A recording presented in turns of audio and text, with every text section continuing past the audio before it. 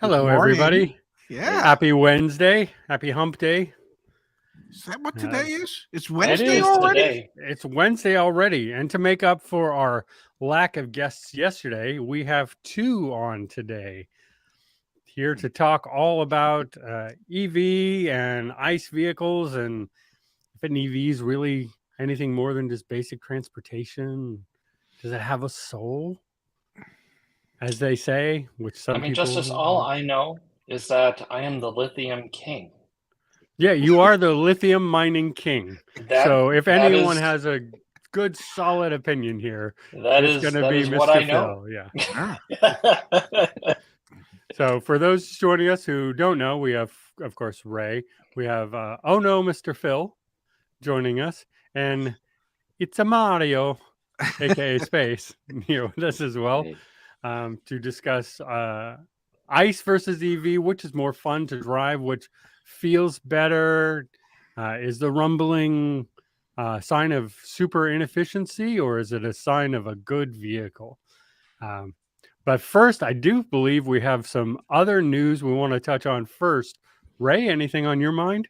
Well, I knew that the topic today was do EVs have a soul?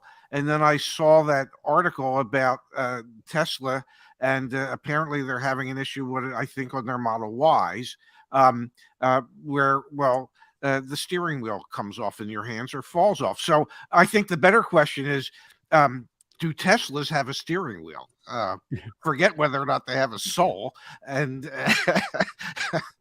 yeah, this is true. They have so two Tesla Model Ys now have had their steering wheels fall off while the consumer was driving them. In both cases, so this wasn't in a parking lot and you're trying to back out. This was while driving on the road.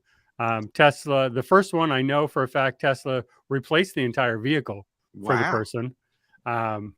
Second one, I'm not sure, but now the National Highway Traffic Safety has come in and started an investigation because, this is kind of a real issue. And when Ray presented this to me, that the feds were investigating, my initial response was 2 out of 120,000 seems a bit reactionary to me. Like it seems a little bit of a target. Like, come on, stuff happens. However, then instead of just opening my mouth, I actually did my research and looked into it. And in 2018, Ford recalled 1.3 million vehicles because 2 steering wheels fell off. And there was an investigation by the government. Chevy in, 2011, investigated by the feds, did the recall because 1 steering wheel fell off. Feds investigated Ford again in 2011, Nissan in 2013, Toyota in 2008, all because it was just 1 or 2 steering wheels that came off. So in fairness, Tesla needs to get this problem fixed. It seems to be pretty common. I couldn't find a manufacturer in the 2000s that hasn't had this issue. And all of us sort of go collectively. How could that be? Like 150 years, we couldn't figure out how to attach a steering wheel. Like what? It must have been one that was made on a Monday or a Friday, Justice. That's what I'm thinking. Yeah, I don't fully understand. I don't get that at all. I don't get. It's a lot like the Toyota, BZ4X, when the lug nuts would come off while you're driving and the wheels would fall off. You kind of go into this, like we've been doing, these things seem so basic. Like these are parts of the car that have been there since the very first car rolled out in Germany. And since Ford did the first mass production in America, like we've had these parts. Why are these the things that are failing? I think why is it not? I think it's the only way, the only way that could, the steering wheel falls off is the only way that a Tesla can be fun to drive, can have any excitement. That's the only way they could. Oh, okay. So that's how we're going to get into the discussion. Yeah, all right. I see something. Oh, it fell off. Oh, I feel something. I love that, See? Mario. Thank you. A nice segue, see, into the Yeah, conversation. That was a great Thank you, segue. Ray. So I mean, these things are weird to keep still happening. I personally think a Tesla is lots of fun to drive with the steering wheel. I would find it much less fun to drive without the steering wheel. But you're right. It is so predictable and so reliable and such great performance in Tesla. The only way you can get that sort of fear, like, uh-oh, something might go wrong, is if the steering wheel falls off. Whereas in an ICE I car, mean, you can have these explosions and bumps and crashes, and you can feel every shift as you're driving. oh And my you can gosh, be that's a little overboard, and Justice. you can Come on now. constantly be going, oh my Now God, look. this is going to break. So you don't get that in an EV. I totally agree with you, Mario. That is the only way to make an EV feel more like an ICE car and question its reliability. I know Tesla's what I already mean. going there. They already have half of the steering wheel anyway now. They already have a yoke in their car. They're Half the already excitement. saying, sorry, we've already taken away half the steering wheel. It's okay if they just fall off. See? The other half. Well, Do you think- I would say that Tesla, by the way, is sort of revoking that the yoke steering wheel. Are they? The Model S and X now actually come with a round one. You can choose the yoke, but every single version ever released of the Cybertruck does not have a yoke, which makes sense in a truck. You need the top to turn a truck. What do you think the odds are that in the future, instead of a steering wheel, you just have a controller like for your PlayStation, and you steer with that? I mean, kids would be really good at it. I actually have wondered that for quite a while. More of joystick driving. If it was, because that I know Lexus and Mercedes both did concept vehicles with the joystick in the middle. Wow. So there was no right or left hand drive, by the way. You could sit in either seat and you just have the joystick going forward, back, left, right, turning to drive the vehicle. And I'm guessing that we did not follow that up because there are too many legacy people out there. I mean, there's 3 on this stream alone. Why would you who need would like not really care for that? Why would you need like a joystick or anything? To be honest, I see the genius behind Elon Musk's pursuit of autopilot, because it doesn't make any sense to drive an EV vehicle. I own one. I got one because I want to talk about it honestly, but there's nothing engaging about driving an EV vehicle. You should just go to nap. I see that. I see autopilot. Just go to sleep, rest for 30 minutes, and an alarm should pop up. So you don't need a steering wheel. You don't need a joystick. You don't need nothing. You just need a comfy chair so you can rest while you go and be driven home. And I think that makes sense. An EV vehicle in that sense makes sense. It's just nothing else but rest in your car, in your cocoon. Go home. Go ahead, Ray. I was going to say, Mario, can I ask you a question? Because you're an enthusiast. You love cars. I know that there's a lot of EVs that are like really, really fast. Okay, so acceleration wise. Yeah. For ICE cars, muscle cars, what is it that in your mind that separates that from just the pure speed of an EV? It doesn't have to be fast for it to have character and have life, have an individual, sense that that vehicle has a personality, And I own also have like a mini Clubman like you do, yes. Right? And I drive the Polestar 20,000 miles, like probably a year. And I look forward to driving the mini, even though it's slower, it's smaller, it's not as quiet, it's whatever, but it's just, I feel part of driving, I feel I have a purpose, And when you're driving like an EV vehicle, it's just so perfect in many sense that it's so perfect. It doesn't have like noises, and there's like, you don't have to estimate, when the turbo is gonna kick in, if you can make a pass, how you're gonna anticipate, when are you gonna take the curve, because that the vehicle is front heavy. So it's more challenging, it's more engaging, and like it makes sense, then I want to drive, I want to take the car out for a spin on the weekend. But on the Polestar, like it's nice, but it's just a appliance, it's just something you use to go to A to B. and it doesn't have to be fast or powerful. It doesn't. And let me tell you that going fast on a straight line, like 0 to 60 in 3 seconds, it gets boring really quickly. Like that's gonna last you 5 minutes. And if you're gonna buy a car, to do that, anyone can do it. It doesn't make you special. It doesn't make you But any better but driver or isn't the anything. point of that actually more for No, merging onto the freeway no, no, no. at You don't proper? need Yeah, to No, do. because no, You most you don't don't need want to most zero merge to. vehicles onto the have no freeway at problem with proper that, speed. Justice, and you know You that. don't need to do What's 0 to 60 in 3 seconds to merge in a busy freeway in Southern California. Yeah, You well, just need okay. to have like I a mean, I'll normal grant you car. Southern California, but in Like the rest of the world where people aren't, it doesn't moving even make five sense to miles go an hour fast. at 3 o'clock in the Yeah. morning, And you know like what I hate?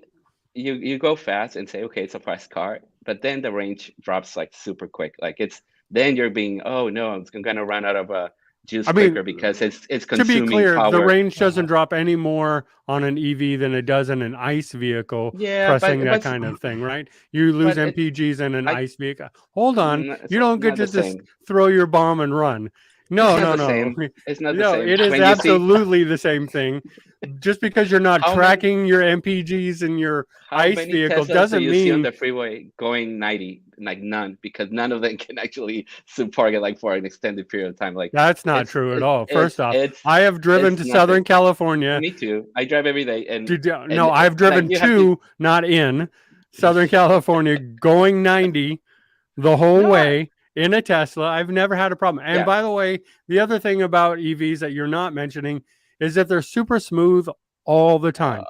So They what? compete with You want smooth? they compete Do with a this. Mercedes Then in take that. it Like out, Mercedes is right? the only other vehicle I've ever driven that is as smooth as an EV as you're driving down the road. Yeah, I guess that's personality. I guess being smooth and Yeah, not it is feeling anything. personality. Yeah, It's I guess so. If you're the type of efficiency. person, yeah. I mean, and I'm not saying that I'm probably Go ahead, different. Phil. Like Like Ray Phil, said, jump in because yeah. No, Mario and I won't give either He's of a you B. guys a He's a chance if BA it's kind of just guy. us two arguing. Mario He's a is hitting the nail on the head every second he gets on this right now. Like you're right. There's absolutely when you're driving. I mean, I did get a chance to drive a Tesla. I did. Now I will tell. remember? And No, he didn't. I will No, he tell. didn't. No, he didn't. Now hold on. I will tell an embarrassing story. I'm fine with sharing this because I did rent one, and I was like, you know what? I got this. I know how to do this. I've never been in Tesla a day of my life, and I'm like, it's just got to have a push button, right? Because every other car does. So I get in the car. I'm like, how the heck does this thing start? How do you turn this on, right?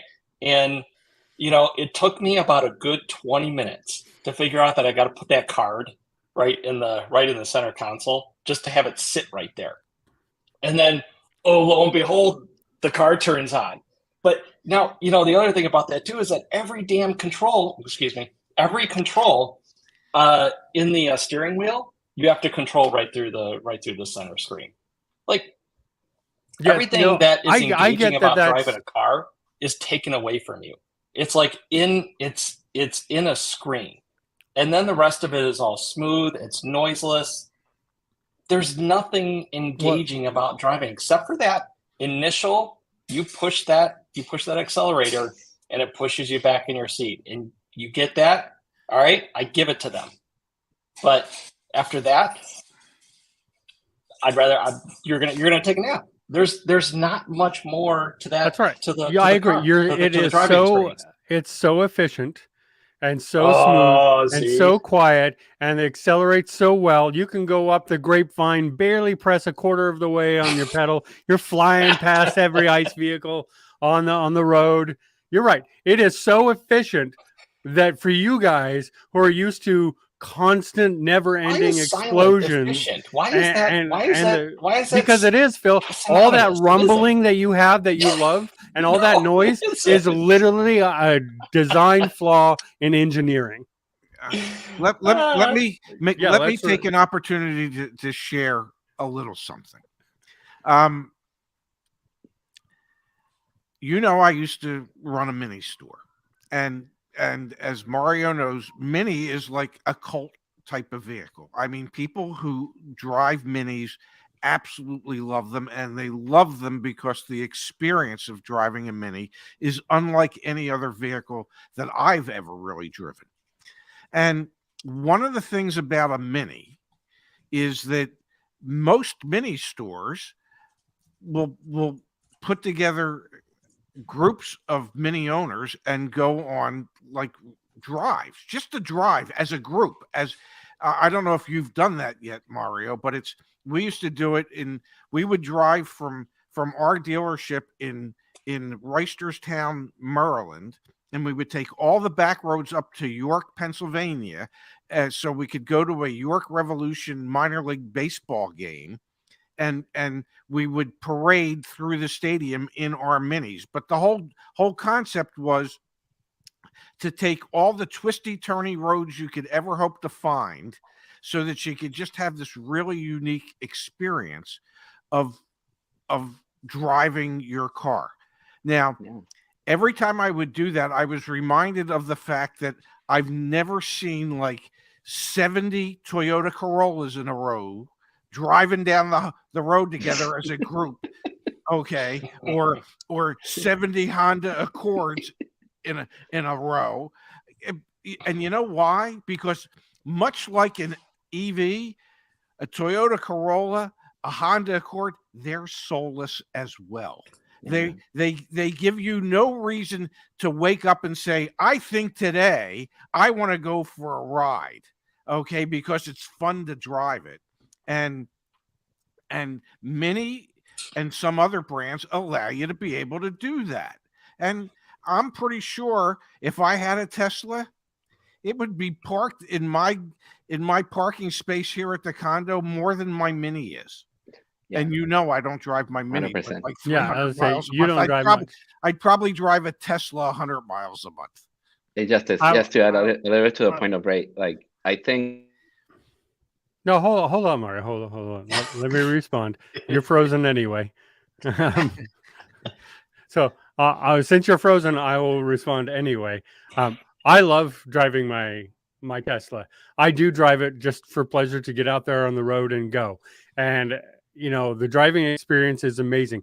The only marks I get on my driver feedback is that I corner too fast. The G's on my cornering are way too much for what Tesla says is a good driver. And the reason that is because nothing corners like an EV. A skateboard EV is so evenly distributed heavy in the bottom. Man, you can corner like nothing else because you're never tipping over. Like, you can't tip a Model S over at all. Like they've tried. So you can corner in these things. You can fly around, and that's fun. And I like doing that. What I don't like, and what I have never liked from the day I first started driving, is the shaking of the steering wheel when you're going really fast.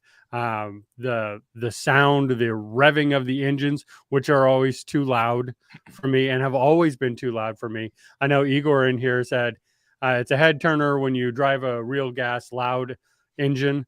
I would say yes, but I'd also say that me and my group of friends, since I was 16, would look at those vehicles and go, dude, you're an idiot. That's too fucking loud. Oh, excuse me. Whoa, whoa. Even I know you can't say that.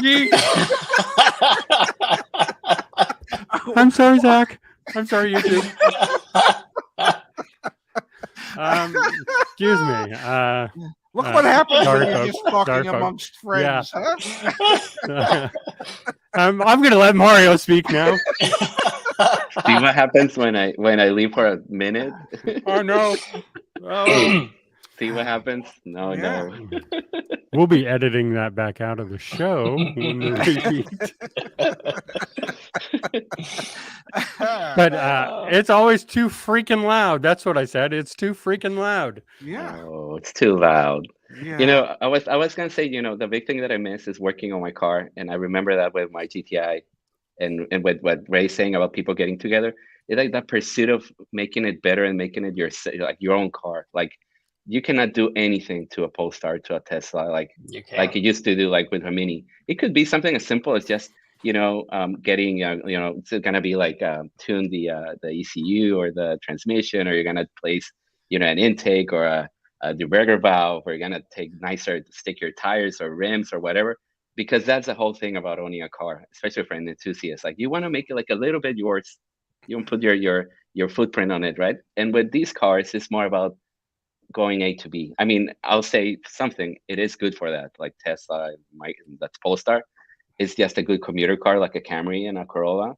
It's just faster, and it's more reliable, and yeah, everything else. But it's not exciting. It doesn't have personality, and the character is revealed through time. It's an appliance. To me, it's more about something you use to get to work. It's an appliance. It's not exciting.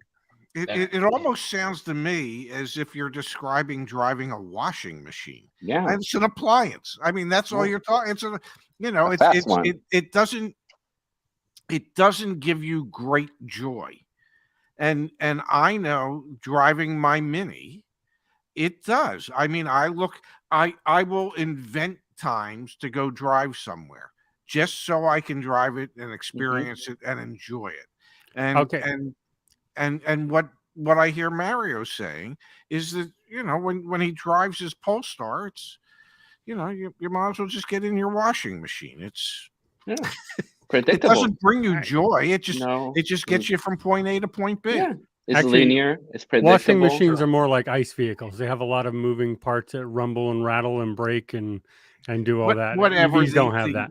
You know what I mean. The point was, it's an appliance. You don't get excited over a washer machine. I'm going to say that our chat probably, everybody in chat who has an EV, tell me if you get excited about driving your EV. Because I'm going to disagree and say, I have said, I enjoy driving my Tesla. It is actually lots of fun for me. And I completely disagree. I'm not driving in Southern California where you're bumper to bumper 3 o'clock in the morning. That's different. I'll tell you what they get excited for. They get excited. Ooh, I reached 40 kilowatt hours per 100 kilometers. That's what they get excited for. Are you getting me confused with Justin? You're getting me confused with Justin. I'm not looking at that. I'm just enjoying my drive. I saw the learning guy comment there, because they get excited of squeezing like a half kilowatt, per 100 miles, because they are, and it's like it's not about that driving. It's about being individual, like your individual car, and enjoying driving, being engaged with the machine. It's a man-machine kind of thing, right? It's an extension. And I won't say EVs are not bad. Like my Polestar isn't bad. I mean, I like it. I mean, I drive it every day, right? But it is not an exciting experience. It is what it is. I'm waiting till it's autopilot so I can just click on it and just get home rested, 30 minutes later. I think that'll be $1 million kind of thing. You can reach that. And I'll have my Mini to go on the weekends and go with my friends and hang out and talk about cars and be proud of it, and I'll keep that forever, probably, if you don't take it from my hands, Justice, or your governor or whoever. That won't happen ever. My governor's your governor, buddy. Yeah. So, it's not. So let's not go there. Yeah. Because your governor won't even come to Sacramento anymore. He's off and everywhere else. On my way here, you know what I saw? A funny story. You know what I saw on my way coming here? I saw a Model Y wrapped with that cement color, and you know what it had? Like lettering on the back, like a Macan S, and it said turbo on it. And I'm kind of like looking at it like, oh, this would be like so funny if I could, you can see people are trying to be individual, because the Model Y and Model S and all those Teslas, they're so generic. It's like everyone has a white one, that this guy's it's even putting turbo on the back with making it look like a Porsche, Macan S. So what you're saying is that he's making it his own. He's customizing it to make it his own and be an extension of himself. So when you modify your ICE vehicle, it's just an extension of yourself. But when he modifies his EV, it's a cry for help. I don't put EV on the back of my Mini, dude. I don't put EV. This guy puts a turbo on his back. So you know what they want? They want to feel, that they have something that's different, and they don't. They just have an appliance. Have an A to B. I mean, it is. They should be proud. By very definition, it is different. Just by the definition of different, it is. I just thought it was funny. I'm no one's putting EV on the back of their Challenger or whatever, but this guy is putting like the logos or the trim for Macan S on his Model Y. They kind of did look, you know, like kind of did look from the behind. You know, it kind of looked kind of cool with the wrap. So good for him. I mean, I don't fault should buy the anyone real for thing. That's what he customizing do. any vehicle unless you're Yeah. customizing it to be louder. Then I have a problem Mm. because I'm the one who has to hear it. I'm asked to hear the when you move up 3 feet in the drive-through. And That's I'm like, not is that true. really Oh, but it sounds necessary? so good, Justice. Oh It my God, sounds no! so good. Phil, I It actually does. had I recorded a video. I still haven't sent it to you because I forgot. I recorded a video of a Mustang, and everyone who knows me knows I love Mustangs. So this is not a knock on Mustang, but in the drive-through, in and out, and every time he'd have to move up 3 feet, I recorded because it was so loud. It's just a rumble and the. I'm like, really? It takes that much noise to move your car 3 feet in the drive-through? That's not cool to me. That's not great. That's not a soul. That's ridiculous and stupid. Look, To me, Justice, I in will my agree that personal opinion. there are some guys out there that do put exhaust systems that are just way too loud. Okay, I can agree with that, but you know, when I hear the sound of a stock Mustang, it's glorious. It sounds good, you know. And if we want to compare to like what Stellantis is doing now with the Charger EV, not sure if you've seen the latest, but now the way that they're making it sound like it has a rumble to it, it has something on the bottom of the car where they're passing air through, and it's making it vibrate to make that sound like a muffler or like an exhaust system. It's absolutely horrible. And if this is what we're going to, But Phil, we've had this discussion before, and you know, half the muscle cars out there right now, all that sound is generic already. It's already piped through your speakers in your vehicle. It's already all but not artificial. outside it isn't. What's that? Not On the outside chart? it isn't. Yeah, it is. There's still stuff piped out. Yeah, that a lot of that sounds artificial now because engines have been perfected a lot better than that already. Already, the Challenger and Charger in particular, almost all of that's fake sound. It just none Not of on that's the real outside because of it. It's all coming through the exhaust system, but there's no digitalized. There's no well, okay, it's not digitized sound or digitalized anything. outside, but it's tuned in a way to make it that way, even though Sure. it doesn't have to be. So it's artificially made even for the exterior. It's not digitized. You're right. On the inside of the cabin, it is. That just comes through your speakers. On the outside, it's tuned in a way to make that noise, even though the engine doesn't need to do that at all. So it's really, honestly, the noise of inefficiency. Even ICE engines are better than that now, and have been for a long time. For a long time. The noise is linked to the actual movement of the car. So it's a cue. It's telling you on what gear you're at because based on the noise that the engine makes, you know, if it's the way that you actually connect with the vehicle. You don't need to look at the speedometer. You don't need to look at the gears. You don't need to look at anything. Just hear the noise and you know, oh, I'm a second and third and fifth gear, you know, and I can pull a gear down. And that's a whole thing of noise. That's an engagement kind of thing. Something that I'm not saying that because Tesla doesn't have it. It's saying that it's missing that human element, that engagement, that connection. Because with a Tesla, there's no gears, and it's always going to be in the perfect ratio. So it's always going to be super efficient. You don't need to listen to if you're in third and move to fourth. So that's kind of like a thing that is, that's the way that a Tesla is. It's just boring and it's just very perfect. And sometimes that the defect is what makes it unique and challenging and engaging. That inefficiency that you're talking about is what's making this a challenge to drive. And you wanna be challenged. You want to get better, right? That's the whole thing. Like when you drive, you want to get better. And with a Tesla, you're always going to be better. The worst driver is always going to be as good, as fast, as learning fast. They're always going to be the same. No, because it's there's 100% still machine, driving differences. There's still It's- driving differences. If you know that it's going to be not so much about driving bad, it's more about how good you are at extracting the power from from the actual vehicle, right? If you know how to drive a good manual transmission, you're gonna extract the best out of it, But if you drive an EV like a Polestar or a Tesla, it's always gonna be the same. Just smash on the pedal, and you're gonna go 3.4 seconds 0 to 60. Be it you or be it me or be it Phil, whoever, right, or an old lady. That's gonna be the same thing. And I think that's my point. It's not that they're bad, is that they don't have that character. They don't have that personality. Ray, when I look at my Mini, it even has a name. That's lucky, right? That's it has like something. And when I look at the Polestar, it's Mr. Polestar. It's like it's just a Polestar. It's a big the complex other machine. thing to add on to this, Mario, is that are you going to take a Tesla to a car meet because you did something because you personalize it? Are you going to go hang out with your buddies at a car meet?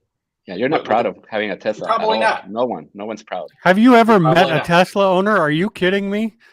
I mean, please, a Model S and X owner, please. Those sad. are some of the most arrogant muscle heads, just like an ICE vehicle. Please, they're very proud. They will tell you within 5 seconds that they own a Tesla. Please. I've met them. Not in my group. A Model 3 and Y? No, not more than a Corolla or a Camry driver. Yeah. And when you go to a car meet, you've got the hood open. You get to take a look at your engine bay because you're putting personality into that as well. It's a showcase. You're proud. That you're not going to be able to do that with your Tesla. Just saying. No, you can open up your trunk. Because you don't have the inefficiencies of a crappy engine sitting there that is like 200 years old technology. We're not talking about efficiency here. No. We're talking about a car having some soul. We're talking about a car having some personality. And I think efficiency is soul. No, I think what Phil's talking about is Americans' love affair with automobiles and what we could do on an individualized basis to our cars. Okay, and how we could make it ours, how you could individualize that car. And he's not talking about the efficiency, he's talking about the fun of making it yours, of modifying it, of customizing it, of adding character and personality to it.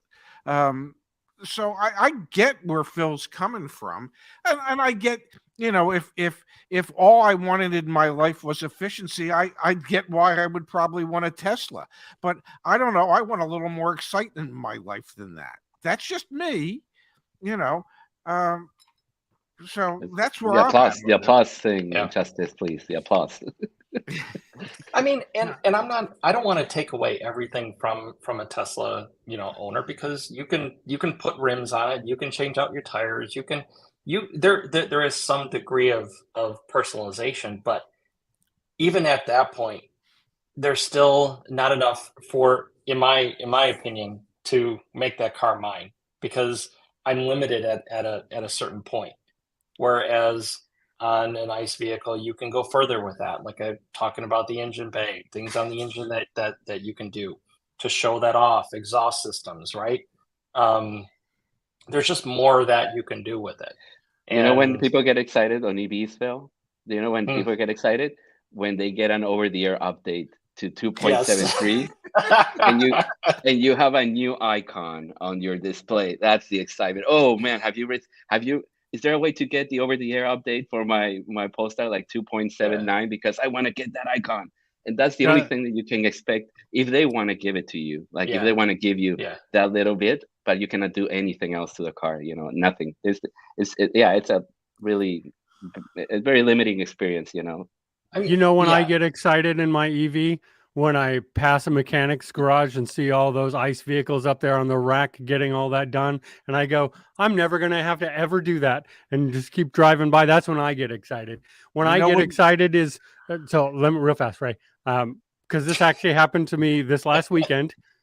I was getting stuff that I cleaned out of my old car, and I was like, I got to put some of this back in the car, like my roadside emergency kit, my first aid kit and stuff. And I grabbed the toolbox and I was walking it out, and I went, "Hey, you know what? I don't need a toolbox in this car because there's nothing on it that's ever going to break that I can fix." Oh, imagine already the future with no kids learning how to repair a simple, I have. problem with So a let me car. finish. Hold on. No, I no. have changed my oil, my brakes, my rotors. I have done all kinds of repair on my engines. I know how. I'm not one of those who don't know how to do it. I know how, and I am so grateful that I will never, ever have to do any of that ever again. And I love that about my car, and I love that I never have to touch any of that. That is such a great and wonderful feeling for me, and that gets me excited. So all this that you're talking about, the modifications, I'm the other guy. I'm the other one saying, thank God I never have to ever deal with any of that crap ever again. I don't have to go get my oil changed. I don't have to tune my engine. I don't have to go in there with a screwdriver and a flashlight and go, what the hell is making this sound?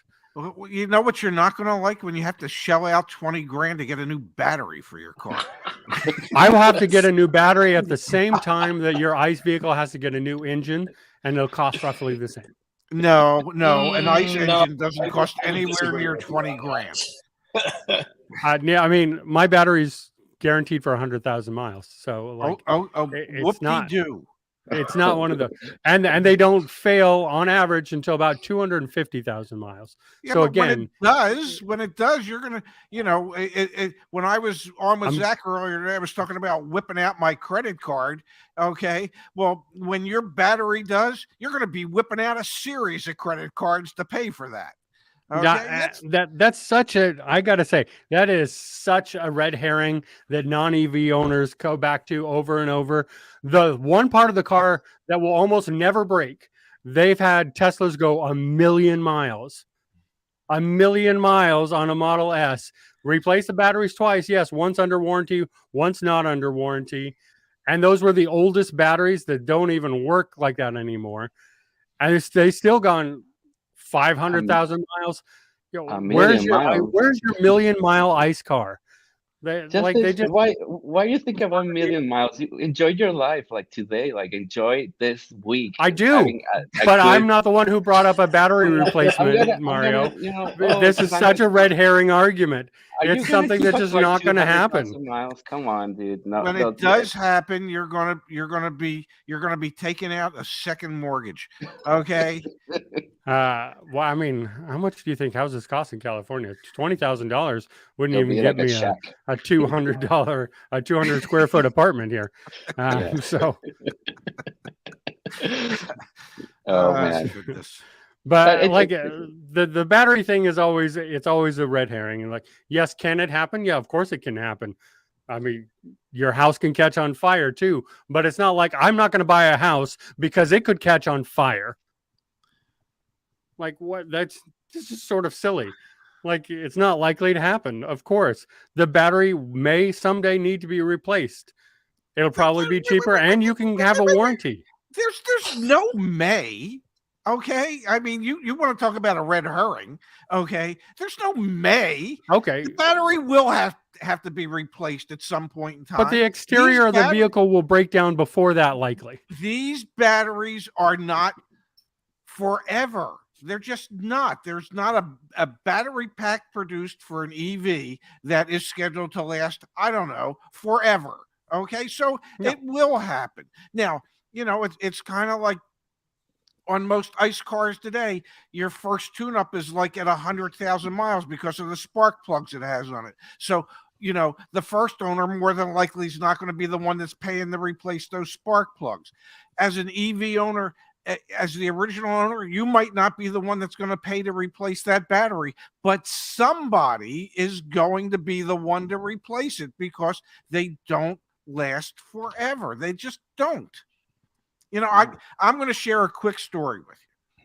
When I had my golf store in Arizona, my Mizuno rep came in and he sold me. He wanted me to sell Mizuno golf shoes, and they had these special ceramic spikes. Okay, and the ceramic spikes they would never wear out, ever.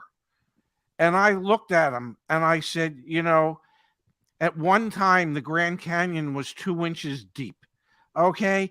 Everything wears, even ceramic spikes on golf shoes. Okay. So don't tell me about something being forever. Nothing's forever. Well, no, and some of these points in the comments here could speak to that too. You're saying, okay, when you have to replace a battery, it's going to be $20,000, which it probably won't be in the future, but let's say it is for right now. So let's say at 200,000 miles, you have to replace that battery. Okay. Okay. On your ICE vehicle, how much money over the 20 years you owned it to get to 200,000 miles have you spent on that ICE vehicle in maintenance? Go to CarEdge, look it up. We'll give you all the information right there. This ad brought to you by CarEdge.com. Yeah. No, but the point is, you're going to spend more than that maintaining that vehicle in that whole time frame anyway than you are going to maintain an EV. But it's going to give you something. I don't even have a maintenance schedule on the Tesla. That's it, Mario. That's it. Yeah. Like we keep on talking about how much it's going to cost to replace a battery, how much it's cost to replace an engine. We know that there's going to be some maintenance costs incurred by whatever vehicle we own, whether it's EV or an ICE vehicle.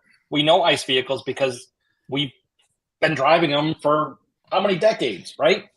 EVs are just now coming in the market. We don't even, they're only, what's the market share of EVs right now? 6%, 7%? Not even close. Like this is not really even mainstream yet. But what I'm trying to say is that more in California, much higher in California. If we want to go back to soul, because that's what our topic about today is, right? There is still going to be costs. There's costs involved no matter what car you're going to buy.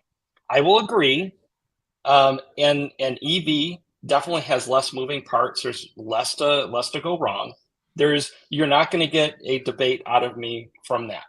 What I will debate on is whether or not one car versus the other has a soul. And as we've talked about today, I think we can argue the fact that there probably is not much soul as compared to an ICE vehicle. It depends what your definition of soul is, and I guess it comes down to you guys like that feel. Yes. That I guess I've never been. So I come at this from a point of view. Phil, you and I are almost the same age. I am a little bit older. I know Phil would appreciate me mentioning that. Thanks. but we're almost the same age. And since I started driving, I have never liked the very things that you've all pointed out that you like as a soul of a vehicle. Those are all things that long before I knew what an electric vehicle was. And yes, for the chat, yes, I know they were created in the 1800s along with gas vehicles, but they were thrown away before that. But long before I knew what they were, long before that ever happened, I didn't like any of the things that you're all mentioning that you love about the vehicles. So I think I come at it from a different point of view of the EV is what I thought a car was supposed to be in the first place. I always thought, Phil, a car should be more like the Knight Industries 2000. Oh, Kit. Nice and quiet. Look, I love Kit. However, it had a turbine engine in it, and that sounded cool. It depends on what season, because some seasons it was nuclear powered. So true. we'll just say that. But I've always thought cars should be quieter, smoother, and I thought that was the whole point of every year. Like when I was growing up, you had my 78 El Camino that was driving, and the fun of that was trying to get it to not fishtail, going around a corner at 5 miles an hour. But then, my father drove luxury vehicles, and, the higher in luxury you got, the Porsches had some noise. The Ferraris had a lot of noise, but the Mercedes and the BMWs, like it was always, oh, listen, look how quiet the engine is. Look at how smooth it drives, and you're inside, you can't hear anything. And when you accelerate, it's so smooth and you can't feel the shifting. And these were the selling points of these super expensive luxury vehicles. This is why you bought them. And this is why people went ooh and ah when you drove your super expensive Mercedes and BMW. These are the very benefits of an EV right off the bat. So I look at it and go, yeah, look, all that stuff that you're paying more for, and you got the oohs and ahs and brag to all your friends because you got, the S-Class or whatever it is. Well, EVs just have that now. And now we're saying, yeah, but we don't want that. That has no soul. And I get confused because I'm like, but this was the goal the entire time. We hit the goal, and now we're saying, no, these old stuff, that was better. Don't get me wrong, a 69 Challenger or Charger, sorry, is better than my Tesla. I'm not gonna deny. Oh, come on, at the very end. Right. It took them all episode just to get to that. Yeah, I was waiting for it actually. Yeah. Justice, I think this whole show is not necessarily to go against your opinion of what quiet is, or any of that. A luxury owner, just as you were talking about, like a BMW, that's what they want. They want a quiet ride, soft, not they can go over bumps and not feel it. Right? I get it. That's that kind of person. And we've got the people that want the EVs. I get it. Don't want to take away any of that from any of you guys that love that type of car. But there are certain types of cars that if you like that sound and you like that soul of that car, they're out there and they're available and you can have them. And there's something awesome when you feel it and you hear it. And that's my take, because that's what I love out of a vehicle. And I'm just saying that, Phil, that those are classic cars. That modern cars, that's all fake, and none of it's real, and it's too But when you get into the 60s and 70s, when you get into Ray's era of amazing automobiles, I mean, yes, I will agree, and I've never disagreed. Anyone who knows me knows, a 67 Mustang Fastback, Shelby GT500. Any day, I will drive that car any day. I will maintain it. I will do all, yes, that's a beautiful, wonderful car. But when you start talking 90s and above, well, that's fake. None of that's real. And I disagree that those cars have soul. No. I agree in the 70s and before. No. No, I don't. I owned a lot of 2000 Mustangs, and I see a GTI on the road that I know that the guy put a lot of effort into it, and he works on it, and I respect that. Even though it's not as fast as I am, cruising down the freeway or whatever, I kind of see hey, that guy knows his car, that guy loves his car, and that's part of him. That's his name on it, right? And when I see a Tesla running by, I just see a person that probably is going to the shopping and whatever, right? So is that? Oh.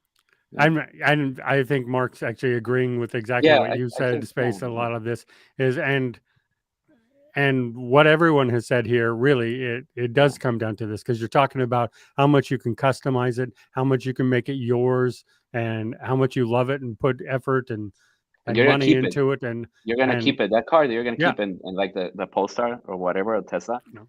That's going to be an obsolete vehicle in 10 years, 15 years. No one's want to have that vehicle because it's locked down. It was for a different age, and like the vintage vehicles that you're talking about, they're always going to have that extra, even though they're slower. They take more money to keep up. It's like a nice watch. It's a nice vintage watch that you have. It's special. It's different. It's mechanical. And when you have a digital one, it's like a throwaway. It's just going to be to the trash, because it's going to be too expensive to repair, to replace, and just get a new one. They're going to be recycled, but yeah. Well, yeah, recycle. You know what I mean. So it's going to be 25,000. You're going to keep it for 3 years and get another one and start the cycle again. You don't need to worry about what you said. No, never pick up a wrench. Never need to do anything. And then us guys, the old timers, right? We're going to still have our GTIs in the garage. You're going to be working on them for 50 years, and it's going to be a pride of joy, and it's going to be a big part of what we do, right? Hold on. That's going to be in 3 years, you're going to get rid of your EV because you want something new and it's disposable. Mario, how long do you lease your vehicles for? Yeah. You That's why I leased almost the Polestar. exclusively lease vehicles, right? That's why I leased the Polestar, because I know that in But 3 you years. leased all your ICE vehicles too, right? No, I bought those, and I have my cars. Like, I have my own cars. Like, I have a '97 Audi. I still keep it because it's special. It's not because it's the most modern car. And but the Polestar, I leased it 100% because I knew that in 3 years, Yeah. But you lease a lot there's of gonna be vehicles. something Phil way leases better. vehicles. Ray leases Oh vehicles. yeah, So to say that in 3 years you're going to get out of an EV, everyone on the screen is going to get out of their vehicle in 3 years because you all lease them. Well, I think that Just so you because right can now get no rid of one them. can do it. Yeah, but yeah. I mean, why would I want to keep a It's car true. that's digital and it's gonna be the same boring car for another 3 years? No, it's not, because you're going to get that over-the-air update and it's going to constantly improve. No, it only do 7 years, like Apple. After 7 years, you're After stuck. 7 No, years, no they're more going to. over-the-air updates. Yeah, you're gonna That's get it. stuck. No more. There's no more support it. You're gonna get that ugly icon. You're not gonna be able to remove it. So Even legacy Model S, first year Model S, still get over-the-air updates. yeah. I know. That's fine. Not the Adjust it. Roadster. Yeah. All right, so Phil, Ray, let's get your parting thoughts here. This has been a lively discussion, as I knew. I think it I would already be. gave my parting. Yeah.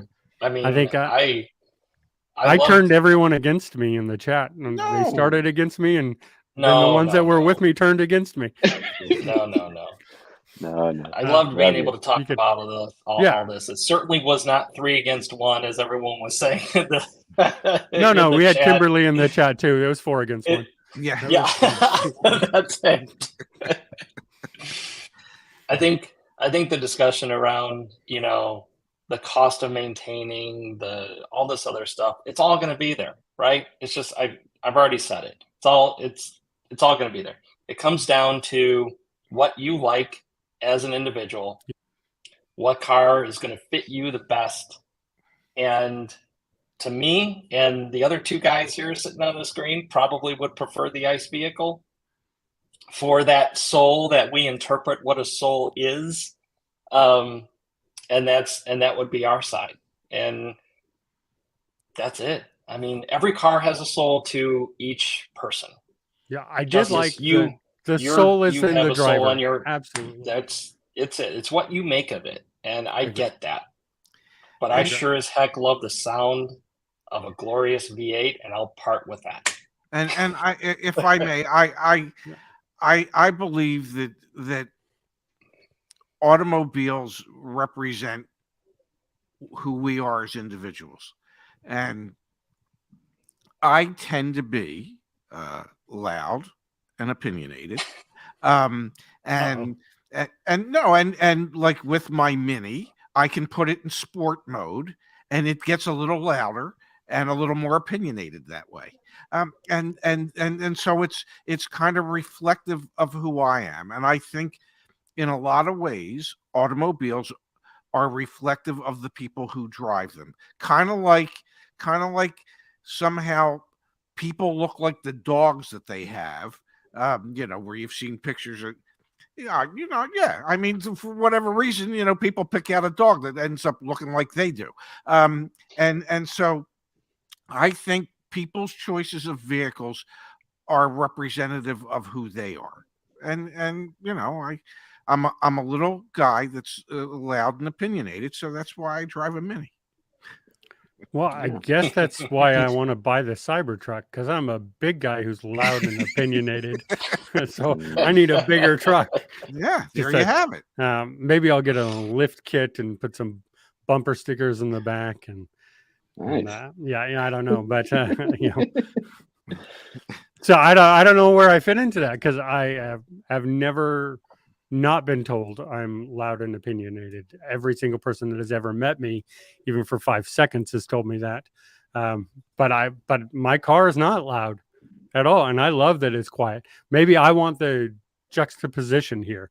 I want I'm loud enough. I don't need to be more loud. Maybe my car needs to be quiet because I'm all I have. That's it. I need my car to be quiet so you can all hear me and agree with my opinion. That has to be it. I don't want to have to shout over a roaring engine. I need you to hear me clearly now so you can understand where you're wrong. That is clearly what it is. There you have it. There you have it. Thank you all so much for being here and having this discussion with me. Yeah, I think it's in the eye of the beholder, like we've said. Phil, you said it. You said it best. It's, I think it's for each person. It's what they like. Mario's the only one who's been in both worlds so much. I've never been a car guy. I admit that. I like what I like, but I've never been the guy to go to the show. That's just, I go to the auto shows because I like new and shiny. And maybe that's why I'm into Tesla. I don't know. People need to shiny too. Yeah, but I like, I'm an early adopter. I had the first iPhone. I had the first iPad. I'm one of those people that I do get the first brands and understand that there's going to be problems, and I don't care. I accept that and I go forward with it. So, I like that I bring that perspective, and that's different here. We do a lot of car stuff all day long. Yeah, exactly. Never been a car guy. Explains a Tesla. Maybe that's okay. because I don't like. I've never wanted to rebuild my engine. Like I said, I can work on my engine all day long. I've worked on all my cars.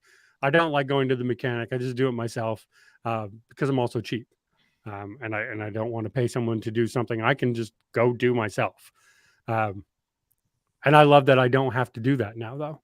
So that's where I say I'm not a car guy. Like, I don't enjoy doing it just because I can. I would miss it. Yeah, and I have had this discussion with Justin before on this about what happens to the legacy people who love rebuilding engines when everything goes EV. I've said this for a long time. There will always be engines, don't you worry about it. Yeah, there's always going to be. It's going to get even better, I guess. But yeah, I mean, is it going to be more special? Because we all know people who that's their escape. I'm going to go outside and I'm going to work on the car, and that's escape that helps you collect your thoughts and focus and maintain and get through the stresses of life. Kind of like a hobby. And I get that. Yeah. It's a very useful hobby that you can actually make a lot of money at. So I have definitely sort of gone down to that route of what happens to those people when ICE vehicles start disappearing. I mean, I guess, yeah, you're right. They'll be here longer. ICE vehicles will be here longer than those people will probably be alive. So, I mean, I guess we have that. But in future generations, it seems like that it's going to be something that'll fade away.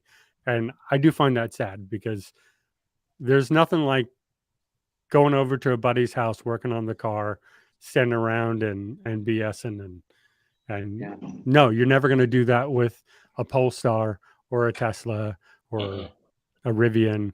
That's just not going to happen. So in that, I will leave my thoughts, and you can finish us up, Mario. But my final thoughts are that I do agree that there is something there to all of that, even though I have no plans to ever return to an ICE vehicle ever in my life.